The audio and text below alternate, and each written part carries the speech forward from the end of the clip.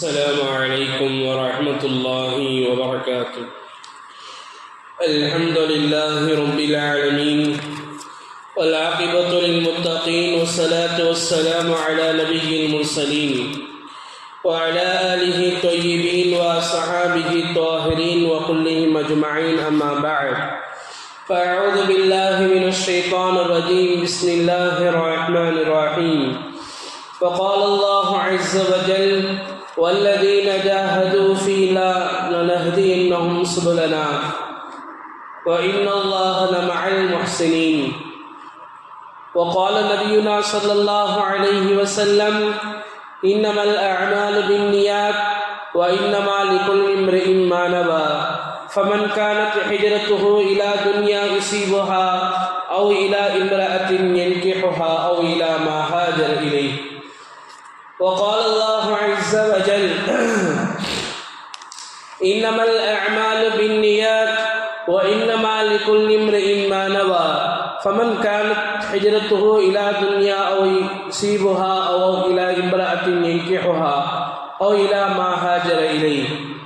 وقال الله عز وجل: إن الله وملائكته يصلون على النبي يا أيها الذين آمنوا صلوا عليه وسلموا تسليما. اللهم صل على محمد وعلى آل محمد وبارك وسلم عليه. اللهم صل على محمد وعلى آل محمد وبارك وسلم عليه. اللهم صل على محمد وعلى آل محمد وبارك وسلم عليه. صدق الله المولانا العظيم وصدق رسوله النبي الكريم، ونحن على ذلك من الشاهدين والشاكرين والحمد لله رب العالمين. கண்ணியத்திற்கும் மிகுந்த மரியாதைக்கும் உரித்தான அல்லாஹ்வின் நல்லடியார்களே,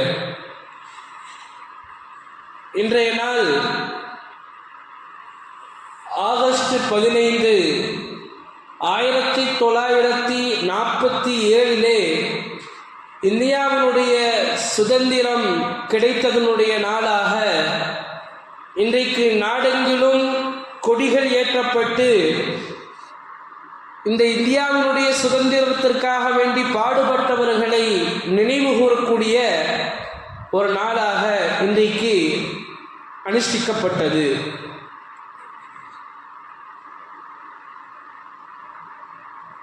ஏன் இந்த நாளை நாம் அனுஷ்டிக்கிறோம் என்று சொன்னால், இந்த இந்தியா இருக்கிறதே, இது அடிமைத்தனத்திலிருந்து அடிமைத்துவத்திலிருந்து ஒரு சுதந்திரமான ஒரு நிலைக்கு வருவதை ஒட்டித்தான் நாம் இந்த சுதந்திர தினத்தை நாம் கொண்டாடினோம். இஸ்லாம் அடிமைத்துவத்தை பற்றி என்ன சொல்கிறது என்று சொன்னால், நம்மளுடைய இஸ்லாத்தினுடைய அடித்தளமே லா இலாஹ இல்லல்லாஹ் முஹம்மது ரசூலுல்லாஹ். படைத்த ரப்புக்கு மட்டும்தான் நாங்கள் அடிமையே தவிர படைக்கப்பட்ட படைப்பினங்களுக்கு நாங்கள் ஒரு காலத்திலும் அடிமைகள் இல்லை என்பதைத்தான் இஸ்லாத்தினுடைய ஆணிவேராக இருக்கக்கூடிய அடித்தளமாக இருக்கக்கூடிய கலிமா இருக்கிறதே அதை உணர்த்துகிறது. அலி ரலியல்லாஹு தஆலா அவர்கள் சொல்லுவார்கள்: லா தகுன் அப்தன் கைருக்க வகத் ஜஅலல்லாஹல் ஹுர்ரன். அல்லாஹ் உன்னை சுதந்திரமானவனாக ஆக்கியிருக்கிற பொழுது நீ ஏன் இன்னொரு மனிதருக்கு அடிமையாக இருக்கிறாய் என்பதாக அலி ரலியல்லாஹு தஆலா அவர்கள் சொல்லுவார்கள். எனவே யாருக்கும் நாங்கள் அடிமையாக இருக்கக்கூடாது.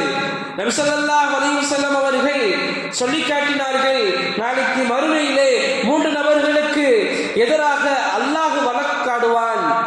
அல்லாஹ்வே வழக்காடுகிறான் என்று சொன்னால் அந்த குற்றம் எவ்வளவு பெரிய குற்றமாக இருக்கும் என்பதை நாங்கள் சிந்திக்க வேண்டும். அதில் முதலாவது நபர் யார் அல்லாஹ்வின் மீது சத்தியம் செய்து அதிலே மோசடி செய்கிறானோ அவனின் மீது. எந்த மனிதன் இரண்டாவதாக எந்த மனிதன் சுதந்திரமான மனிதனை விற்று அந்த காசை புசிப்பானோ அந்த மனிதரின் மீது. மூன்றாவது மனிதன் கூலியாளிடம் கூலியை வேலையை வாங்கிக் கொண்டு கூலியை கொடுக்காமல் தடுத்தவன்.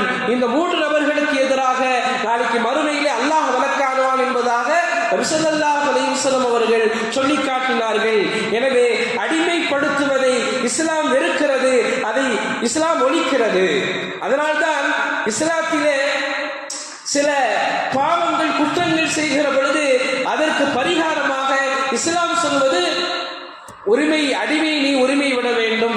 உதாரணத்துக்கு சொல்லுவோமையானால், ஒரு மனிதர் நோன்பு வைத்த நிலையிலே தன்னுடைய மனைவிடத்தில் வீடு கூடி விடுகிறார். நபியிடத்திலே வந்து கேட்பார், யார் ரசூலல்லாஹ் இது போன்று நடந்து விட்டது, நான் என்ன செய்வது என்பதாக கேட்கிற பொழுது இப்போ நபி ஸல்லல்லாஹு அலைஹி வஸல்லம் சொல்வார்கள், நீ அடிமையை உரிமை விடு. அவர் சொன்னால் நான் ஏழை, அல்லது 2 மாதங்கள் நோன்பு வை, என்னால் அது முடியாது. கடைசியாக நபி ஸல்லல்லாஹு அலைஹி வஸல்லம் அவர்களுக்கு பேரித்தம்பழம் கூடையில் வரும், அதை கொடுத்து இதனை தானம் தர்மம் செய் என்பதாக சொல்லுவார். அந்த மனிதர் சொல்வார், யா ரசூலல்லாஹ் இந்த 2 மலைகளுக்கு மத்தியில் என்னை விட மிகப்பெரிய ஏழை யாரும் இருக்க முடியாது என்பதாக சொல்லுகிற பொழுது இதை நானே வைத்துக் கொள்கிறேன் என்பதாக அவர் சொல்லுவார். நபி ஸல்லல்லாஹு அலைஹி வஸல்லம் அவர்கள் சிரித்து விடுவார்கள். சொல்லுவார்கள், இந்த சட்டம் இருக்கிறதே இது உனக்கு மட்டும்தான், உனக்கு பிறகு வேறு யாருக்கும் இல்லை என்பதாக சொல்லுவார்கள். ஆக அங்கே சொல்லப்பட்ட விஷயம் அடிமையை உரிமை விட வேண்டும். இஸ்லாத்தில் இன்னொரு சட்டமும் இருக்கிறது, லிஹார். ஒரு மனிதன் தன்னுடைய மனைவியினுடைய ஏதாவது ஒரு உறுப்பை பார்த்து, உன்னுடைய இந்த உறுப்பு என்னுடைய தாயினுடைய உறுப்பை போன்று இருக்கிறது என்பதாக அவர் சம்பந்தப்படுத்தி பேசினால் அவருக்கும் அவருடைய மனைவிக்கும் நிக்கா முறிவு ஏற்பட்டு விடும் அந்த காலத்திலே. அதற்கு சொல்லுவார்கள், அடிமை உரிமை விட வேண்டும் என்பதாக குர்ஆன் நமக்கு சொல்கிறது. எனவே இஸ்லாம் இருக்கிறதே அடிமைக்குலத்தனத்தை ஒழித்துக் கொண்டுதான் வந்தது. அதனால்தான் நாம் பார்க்கிறோம் வரலாற்றுகளில் நபி ஸல்லல்லாஹு அலைஹி வஸல்லம் அவர்களாக இருக்கட்டும், ஏன் சஹாபாக்கள் எங்கெங்கெல்லாம் இந்த இஸ்லாத்தை, தீனுல் இஸ்லாத்தை கொண்டு சென்றார்களோ அந்த இடங்களில் கேட்கக்கூடிய அரசர்களாக இருக்கட்டும், மக்களாக இருக்கட்டும், கேட்பார்கள், எதை கொண்டு வந்தீர்கள், உங்களுடைய தூதர் எதை சொல்லி அனுப்பினார்? சொல்லுவார்கள், 3 விஷயங்கள் மிக முக்கியமானவை. ஒன்று, லா இலாஹ இல்லல்லாஹ், அல்லாஹ்வை தவிர நீங்கள் யாரையும் வணங்கக்கூடாது. 2வது, லா ஷரீக லஹு, நீங்கள் அவருக்கு இணை வைக்க கூடாது. 3வதாக, நீங்கள் மனிதர்களை அடிமைப்படுத்தக்கூடாது. எனவே இஸ்லாத்தினுடைய அடித்தளமே யாருக்கும் நாங்கள் அடிமையாக இருக்கக்கூடாது என்பதுதான். எனவே இந்த முறையில் தான் பிரிட்டிஷ் அரசு ஏறத்தாழ 1700 கடைசியிலே, ஆனால் இன்றைக்கு எப்படி காட்டப்படுகிறது என்று சொன்னால், 1900 இருந்துதான் சுதந்திரத்தினுடைய வீரர்களையும் அது சம்பந்தப்பட்ட நபர்களையும் சொல்லி காட்டப்படுகிறதே தவிர, ஏறத்தாழ இஸ்லாமியர்கள் இது இந்தியாவினுடைய சுதந்திரத்திற்காக வேண்டி 200 வருடங்கள் போர் செய்திருக்கிறார்கள். 200 வருடங்கள் அரும்பாடுபட்டு இருக்கிறார்கள், தியாகம் செய்திருக்கிறார்கள். இன்றைக்கு அந்த தியாகங்கள் மறைக்கப்படுகிறது, மறுக்கப்படுகிறது, திரிக்கப்படுகிறது. இன்றைக்கு அந்த தியாகங்கள் எல்லாம் திரிக்கப்படுகிறது. இஸ்லாமியர்களுக்கும் இந்த நாட்டிற்கும் எந்த சம்பந்தம் இல்லை என்பதாக இன்றைக்கு சொல்லப்படுகிறது. சில வடக்கிலே சில ஊர்களை மாற்றுகிறார்கள், இஸ்லாமியனுடைய பேர் இருக்கக்கூடிய பேர்களை மாற்றுகிறார்கள், வரலாறை திரிக்கிறார்கள். நீங்க நடக்கிறதா இல்லையா? அப்போ வரலாற்றை தெளிவுபடுத்துவது, வரலாற்றை நினைப்பது இருக்கிறதே, அது நம்மளுடைய காலத்தின் மிக கட்டாயமானதாக இருந்து கொண்டிருக்கிறது. ஆங்கிலேயர்கள் வணிகத்தின் மூலமாக இந்தியாவிலே காலடி எடுத்து வைக்கிற பொழுது முதலாவதாக எதிர்த்தவர் யார் தெரியுமா? சிராஜுத்தௌலா. வங்காள தேசத்தின் புலி என்பதாக சொல்லப்படுகிற சிராஜுத்தௌலா தான் முதல் தடவை எதிர்த்தார். இவர்கள் எதற்கு நாட்டுக்கு வருகிறார்கள் தெரியுமா? இந்த நாட்டினுடைய வளங்களையும் களங்களையும் இவர்கள் கொள்ளையடிப்பதற்காக வேண்டிதான் இந்த நாட்டிற்கு இவர்கள் வந்திருக்கிறார்கள். எனவே இவர்கள் இந்த நாட்டிற்குள் நுழையக்கூடாது, இந்த நாட்டை இவர்கள் அடிமைப்படுத்தி விடுவார்கள் என்பதற்காக வேண்டி முதலாவதாக சுதந்திரத்தினுடைய வேட்கையை ஆரம்பித்தவர்கள் சிராஜுத்தௌலா, வங்காள தேசத்தினுடைய புலி என்பதாக சொல்லுவார்கள். எப்பொழுது? 1757 பிளாசிக் யுத்தம் என்று சொல்லப்படுகிற ஒரு யுத்தம் நடந்தது. அதற்கடுத்து நடந்தப்பட்ட யுத்தத்திலே அவர்கள் காலமாகிறார்கள், ஷஹீதாகிறார்கள். எனவே சுதந்திரத்தினுடைய முதல் அடி எடுத்து வைத்தவர் இஸ்லாமியர். இன்றைக்கு அப்படி சொல்லப்படுகிறதா? யார் யார் பேரையோ சொல்லுகிறார்கள், அவர்களும் தியாகம் செய்தவர்கள் தான், இல்லை என்று சொல்லவில்லை. ஆனால் இஸ்லாமியர்களுடைய பெயர்கள் மறுக்கப்படுகிறது, மறைக்கப்படுகிறது. அதற்கு பிறகு ஏறத்தாழ 1782 வீரர் திப்பு சுல்தான், அவங்களுடைய தந்தை ஹைதர் அலி, இவர்கள் 2 பேர்களும் ஆங்கிலேயர்களுக்கு சிம்ம சொப்பனமாக திகழ்ந்தார்கள். இவர்கள் ஆங்கிலேயர்கள் சீர்காழியிலே கொள்ளையடிக்கிற பொழுது அந்த படையை எதிர்த்தார்கள். வீரர் திப்பு சுல்தான் ஸ்ரீரங்கப்பட்டணத்திலே 330 நாட்களாக ஆங்கிலேயர்கள் முற்றுகையிட்டார்கள். எதற்காக வேண்டி தெரியுமா? நமக்கு எதிராக சூழ்ச்சி செய்கிற திப்பு சுல்தானை கொலை செய்ய வேண்டும், அவரை சாய்க்க வேண்டும் என்பதற்காக வேண்டி பல்வேறு விதமான சூழ்ச்சிகளும் யுத்தங்களும் நடைபெறுகிற பொழுது 30 நாட்கள் ஸ்ரீரங்கப்பட்டணத்திலே முற்றுகையிட்டு இருந்தார்கள். கடைசியிலே அவர்கள் குண்டடிப்பட்டு சாய்ந்து கிடக்கிற பொழுது ஒரு பணியாள் வந்து சொன்னார், என்னுடைய மன்னன் அவர்களே, எங்களுடைய அரசர் அவர்களே, நீங்கள் இங்கிருந்து தப்பி ஓடிவிடுங்கள். வீரர் திப்பு சுல்தான் சொன்னார்கள், எப்படி விசும்புவார்களோ, தான் காயப்பட்டிருந்தாலும் சரி, அவருடைய இரத்த குருதி இருக்கிறதே, அது அவருடைய வீரத்தை பறைசாட்டியது. சொன்னார்கள், அட முட்டாளே, 200 ஆண்டுகள் ஆடுகளாக வாழ்வதை விட 2 நாட்கள் புலியாக இருந்து செத்து மடித்து விடலாம் என்பதாக வீரர் திப்பு சுல்தான் இந்த இந்தியாவுடைய சுதந்திரத்திற்காக வேண்டி எதிர்த்து களமாடினார். அதிலே அவர் ஷஹீதானார். எவ்வளவு பெரிய மகாத்மா காந்தியடிகள் அவர்கள் சொல்லுவார்கள், வீரர் திப்பு சுல்தான் மட்டும் இங்கே இருந்திருந்தால் நாம் அன்றைக்கே சுதந்திரத்தை பெற்றிருப்போம் என்பதாக மகாத்மா காந்தி அவர்கள் தன்னுடைய நூலிலே பதிவு செய்வார்கள். இப்படியாக இந்தியாவிற்காக வேண்டி, இந்தியாவினுடைய சுதந்திரத்துக்காக வேண்டி லட்ச முஸ்லிம்கள் பாடுபட்டிருக்கிறார்கள், உயிர் தியாகங்கள் செய்திருக்கிறார்கள். ஏன் ஒரு முஸ்லிமால் எந்தெந்த விதத்தில் உதவிகள் செய்ய முடியுமோ, அது பணமாக இருக்கட்டும், அது உதவியாக இருக்கட்டும், அது படையாக இருக்கட்டும், அது பொருளாக இருக்கட்டும், அது எதுவாக இருக்கட்டும், எல்லா முறைகளிலும் முஸ்லிம்கள் அந்த நேரத்திலே இந்தியாவினுடைய சுதந்திரத்துக்காக வேண்டி பாடுபட்டார்கள். அந்த வரிசையிலே நாம் பார்க்கிற பொழுது கடைசி அரசர், முகலாய மன்னர்களில் கடைசி அரசர் பகதூர் ஷா, சில 60க்கும் 70க்கும் மேற்பட்ட ஆங்கிலேயர்களை கொன்றதின் காரணத்தினால், சுதந்திரத்துக்காக வேண்டி போராட்ட அந்த தீயை மூட்டுவதின் காரணத்தினால், கிளர்ச்சியை உண்டு பண்ணுவதின் காரணத்தினால் ஆங்கிலேயர்களால் கைது செய்யப்பட்டு ரங்கூன் சிறையிலே அடைக்கப்படுகிறார்கள். போகும் பொழுது இந்தியாவுடைய ஒரு கைப்பிடி மண்ணை எடுத்துக்கொண்டு செல்கிறார்கள். நினைக்கிறார்கள், நாம் உயிரோடு இந்த நாட்டிற்கு திரும்பி வர மாட்டோம் என்பதாக தெரிகிறது. எனவே நான் என்னுடைய தாய் நாட்டினுடைய மண்ணை நான் எடுத்து செல்கிறேன் என்பதாக ரங்கூன் சிறையிலே அவர்கள் அடைக்கப்படுவார்கள். அந்த ரங்கூன் சிறையில் அவர்கள் இருக்கிற பொழுது ஹாட்சன் என்று சொல்லப்படுகிற அந்த ஆங்கிலேயர்களுடைய தலைவன் காலை உணவுடைய தட்டை கொண்டு வந்து நீட்டுவான். இந்தா உன்னுடைய காலை உணவு என்பதாக அந்த தட்டினுடைய திரையை நீக்கி பார்ப்பார்கள். அவனுடைய 2 மகனுடைய கலைகளும் அதிலே இருக்கும். அந்த ஹாட்சன் கேட்பார், ஏன் உன்னுடைய மகனுடைய தலையை பார்த்து உனக்கு அழுகு வரவில்லையா, கண்ணீர் வரவில்லையா, உன்னுடைய உள்ளம் என்ன கல்லா என்பதாக கேட்கிற பொழுது சொல்லுவார் பகதூர் ஷா, இல்லை, அரசர்கள் ஒருபோதும் அழமாட்டார்கள். கடைசியிலே அவர்கள் ஷஹீதாகிறார்கள். சுபாஷ் சந்திர போஸ் தன்னுடைய படைகளோடு அவருடைய மக்பராவுக்கு செல்கிறார், அவருடைய அடக்க ஸ்தலத்துக்கு செல்கிறார். சொல்லுகிறார் நேதாஜி சுபாஷ் சந்திர போஸ், பகதூர் ஷா அவர்களுடைய நாட்டுப்பற்றும் நாட்டினுடைய அந்த நெஞ்சில் இருக்கக்கூடிய நம்பிக்கையும் தேசபக்தியும் அது மட்டுமல்ல, அதனுடைய ஒரு துளி என்னுடைய படைகளில் ஒவ்வொரு சிப்பாய்களுடைய உள்ளத்திலும் அணு அளவு இருக்குமேயானால் நன்னனுடைய படிக்கட்டுகளை நான் இங்கிருந்து தகர்ப்போம் என்பதாக சுபாஷ் சந்திர போஸ் அவர்கள் அந்த இடத்தில் சொன்னார்கள். அப்போ நாட்டின் மீது எவ்வளவு பற்று, தேசப்பட்டு இருந்தது பகதூர் ஷா அவர்களுக்கு. எவ்வளவு தியாகம் செய்தார்கள், தன்னுடைய மகன்களை தியாகம் செய்தார்கள் பகதூர் ஷா.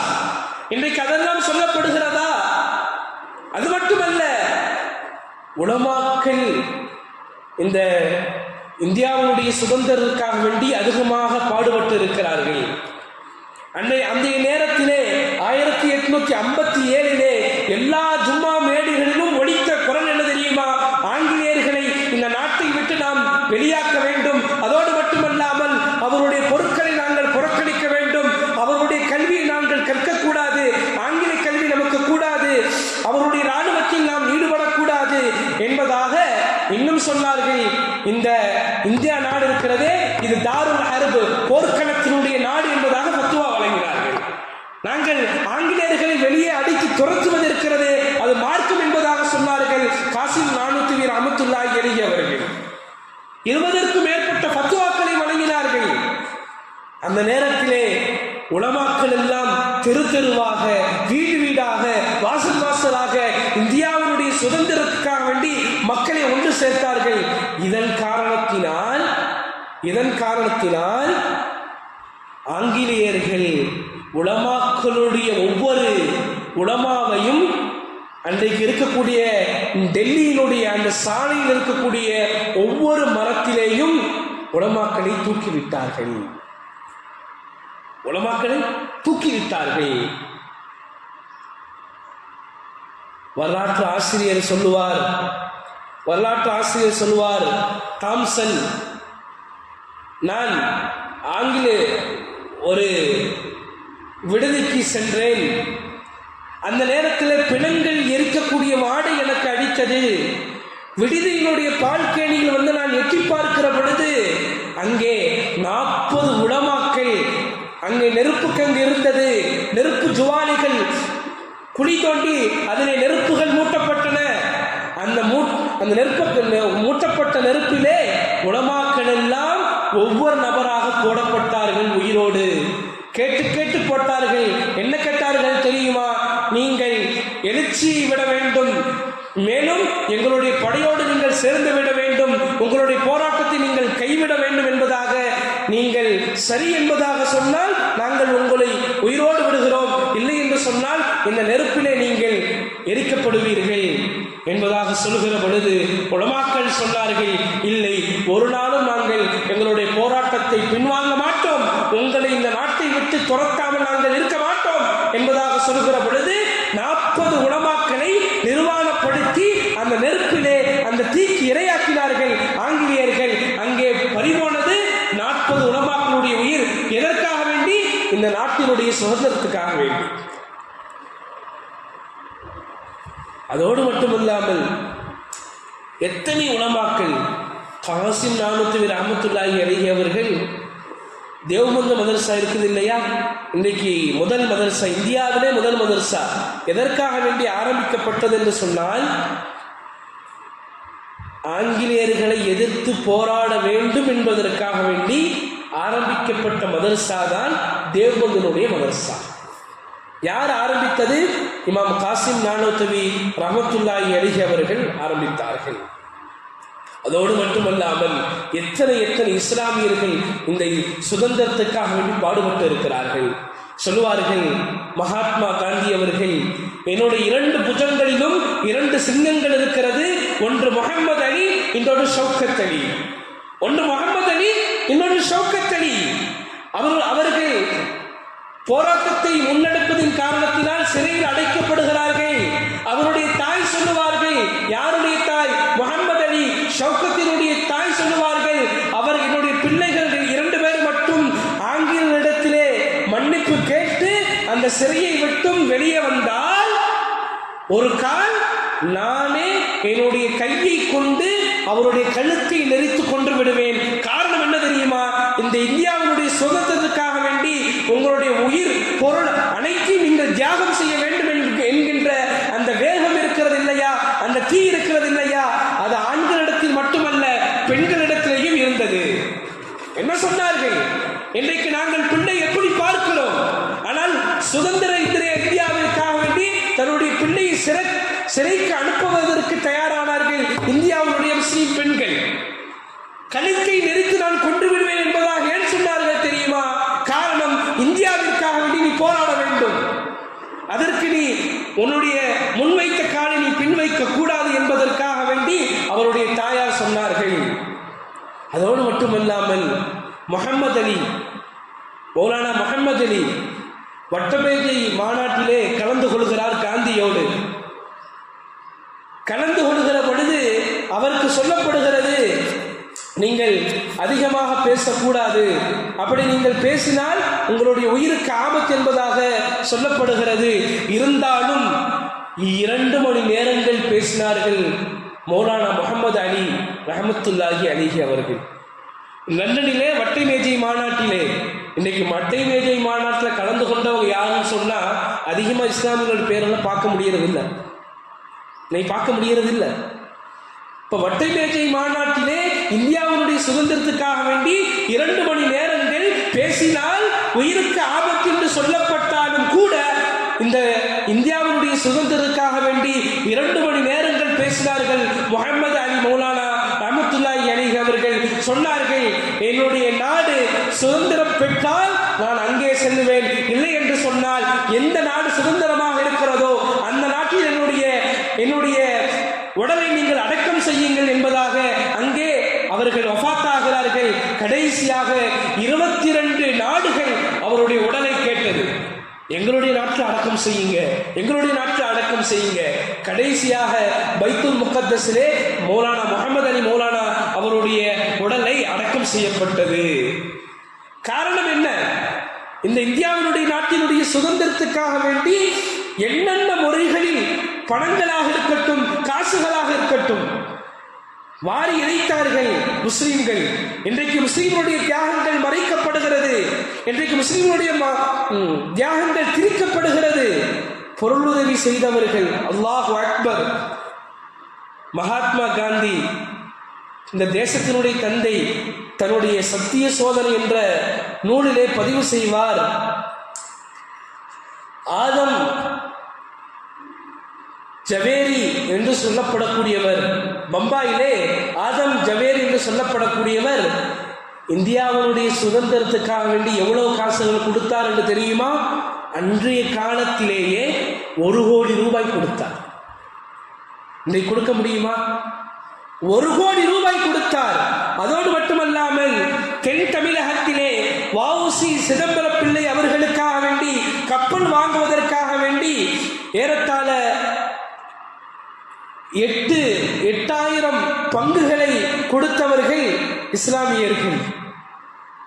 யாருக்காக வேண்டி? இந்த இந்தியாவுடைய சுதந்திரத்துக்காக வேண்டி. அதோடு மட்டுமல்லாமல் இன்றைக்கு எல்லோரும் ஏற்றுகிறார்களே அந்த மூவர்ண கொடி, அந்த கொடியை அமைத்தவர், உருவமைத்தவர் யார் என்று சொன்னால் அவரும் ஒரு இஸ்லாமிய பெண், சுரையா தியாப்ஜி என்று சொல்லப்படக்கூடியவர். அப்போ இஸ்லாமியர்கள், முஸ்லிம்கள் இந்த இந்தியா நாட்டின் மீது எவ்வளவு அக்கறை கொண்டிருக்கிறார்கள், அதன் மீது எவ்வளவு மெனக்கெட்டு இருக்கிறார்கள், அதற்காக வேண்டி எந்த நேரங்களும் எந்த காலங்களும் எவ்வளவு பொருட்களும் கொடுத்திருக்கிறார்கள் என்பது நமக்கு இதிலிருந்து தெரியும்.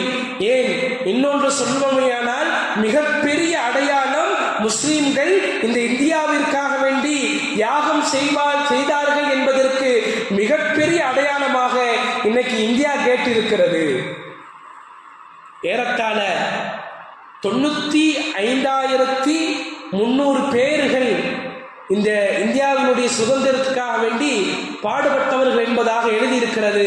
அதிலே 61,945 பேர்கள் முஸ்லிம்களுடைய பேர்கள். இதை விட வேற என்ன ஆதாரம் வேண்டும்? இதை விட வேற என்ன ஆதாரம் வேண்டும்? இன்றைக்கும் இருக்கிறது. இந்தியா கேட்டு சொல்கிறது, இந்த இந்தியாவினுடைய சுதந்திரத்துக்காக வேண்டி 200 ஆண்டுகள் பாடுபட்டவர்கள் யார் தெரியுமா? இஸ்லாமியர்கள். ஏன் இன்னும் சொல்ல போனால் 60% இஸ்லாமியர்கள் தான் இந்த இந்தியாவினுடைய சுதந்திரத்துக்காக வேண்டி பாடுபட்டு இருக்கிறார்கள். ஒரு வரலாறு ஆசிரியர் சொல்லுவார், மக்களுடைய விகிதாச்சாரத்தில், முஸ்லிம்களுடைய மக்களுடைய விகிதாச்சாரத்தில் சரி அளவை விட அதிகமாக இந்த இந்தியாவுடைய சுதந்திரத்துக்காக வேண்டி பாடுபட்ட முஸ்லிம்கள், அதிலும் சிறைக்கு சென்றவர்கள் அதிகம், உயிர் நீத்தவர்கள் அதிகம் என்பதாக சொல்லி காட்டுவார்கள். எனவே இந்த அளவுக்கு இந்த இந்தியாவின் நாட்டினுடைய மீது பற்று இஸ்லாமியர்களுக்கு அதிகமாக இருந்தது. அதன் காரணத்தினால் சுதந்திரத்துக்காக வேண்டி தன்னால் முடிந்த பொருள் உதவியாக இருக்கட்டும், உடல் உதவியாக இருக்கட்டும், இமாம்கள் தங்களால் எவ்வளவு உதவி செய்ய முடியுமோ அவ்வளவு உதவிகளை செய்தார்கள். மேலான பெரியார்கள், சகோதரர்களே, நாம் நம்முடைய வரலாற்றை இந்த உலகத்திற்கு சொல்ல வேண்டும், இந்த இந்தியாவிற்கு சொல்ல வேண்டும். அவர்களை நாம் நினைவுபடுத்த வேண்டும், நாங்கள் அவர்களை நினைத்து பார்க்க வேண்டும். காரணம் என்ன? இந்தியாவினுடைய அந்த கொடி, அதனுடைய கம்பம் இருக்கிறது, அது இஸ்லாமியர்களுடைய பிணங்களால் நீக்கப்பட்டதுதான். அந்த இந்தியாவினுடைய மூவர்ண கொடி காற்றில் ஆடுகிறதே, அது சாதாரண காற்று அல்ல, எங்களுடைய இஸ்லாமியர்களுடைய மூச்சு காற்று என்பதை நாங்கள் உள்ளத்தில் பதிய வைக்க வேண்டும். அல்லாஹ் ஜல்ல ஷானஹு தஆலா யார் யாரெல்லாம் இந்த இந்தியாவினுடைய சுதந்திரத்துக்காக வேண்டி பாடுபட்டார்களோ அவருடைய பாவத்தை அல்லாஹ் மன்னிப்பானாக. அவருடைய தியாகத்திற்கு இனி வரக்கூடிய காலகட்டத்திலே ஒரு நல்ல அமைதியான, ஏன் சுதந்திரமான இந்தியாவை, உண்மையிலே சுதந்திரமான இந்தியாவை அல்லாஹ் கொண்டு வருவானாக.